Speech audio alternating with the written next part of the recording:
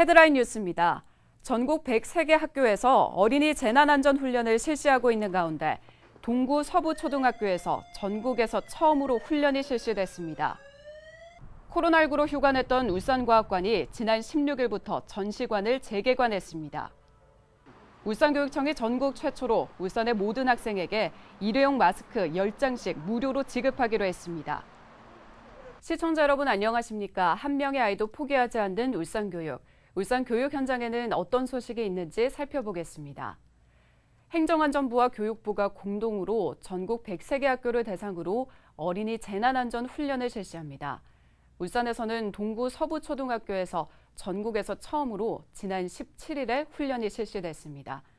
어린이 재난안전 훈련 현장을 박정필 기자가 다녀왔습니다. 동구 서부초등학교입니다. 학생들이 시청하고 있는 것은 애니메이션으로 제작된 어린이 재난안전훈련 동영상. 영상을 통해 지진 발생 시 행동 요령에 대해 먼저 숙지합니다. 영상이 종료되자 안내 방송과 함께 지진 발생을 가정한 사이렌이 전 학급에 울려 퍼집니다. 학생들은 동영상에서 배운 행동 요령을 바탕으로 일제히 책상 밑으로 피합니다.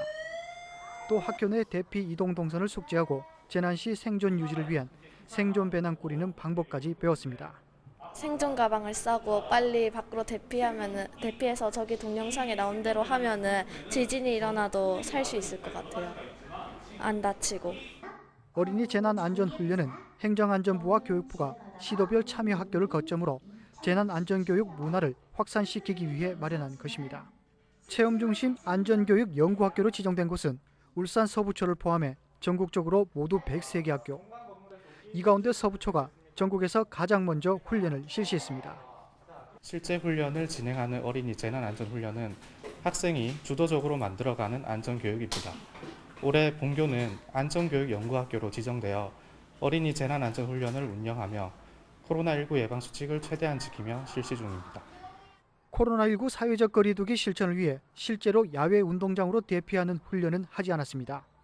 학생들의 안전습관과 재난 대응 능력 향상을 위해 실시된 어린이 재난안전훈련. 이번 훈련을 통해 실제 재난 상황 발생 시 스스로 자기 몸을 지키는 데 많은 도움이 될 것으로 기대됩니다. 울산교육뉴스 박정필입니다.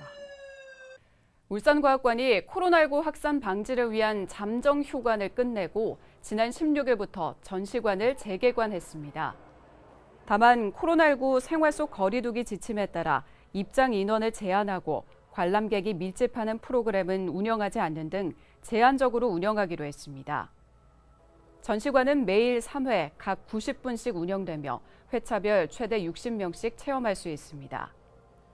또한 관람객은 지정된 출입구로만 출입할 수 있고 반드시 마스크를 착용하고 입장 시에 발열 체크를 하는 등 코로나19 방역에 만전을 기하고 있습니다. 울산교육청이 지난 18일 국내산 일회용 마스크 150만 장을 구매해 전국 최초로 울산의 모든 학생에게 무료로 지급하기로 했습니다. 이에 따라 마스크 150만 장은 이달 30일까지 모든 학교에 순차적으로 배송하고 울산 지역의 모든 학생에게 개인별 10장씩 지급하기로 했습니다. 앞서 교육청은 하루 종일 마스크를 쓰고 수업하는 교사들을 지원하기 위해 교사 1인당 50장의 마스크를 지급한 바 있습니다.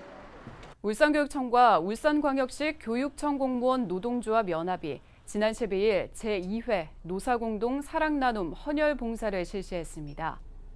이날 헌혈봉사는 교육청 야외주차장에서 울산혈액원이 직접 방문해 실시됐으며 교육청 직원과 조합원 약 100여 명이 헌혈에 참여했습니다.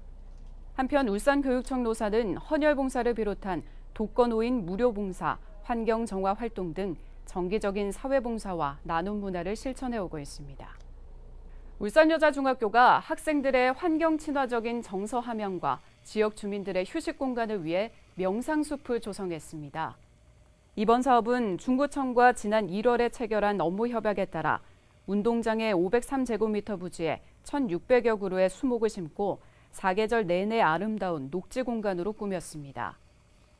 울산여중 관계자는 환경 친화적인 공간을 마련해 학생과 지역 주민들에게 의미 있는 휴식 공간으로 자리 잡을 수 있기를 기대한다고 말했습니다. 지금까지 다양한 울산 교육 현장의 소식을 전해드리는 울산 교육뉴스였습니다. 시청해주신 여러분 고맙습니다.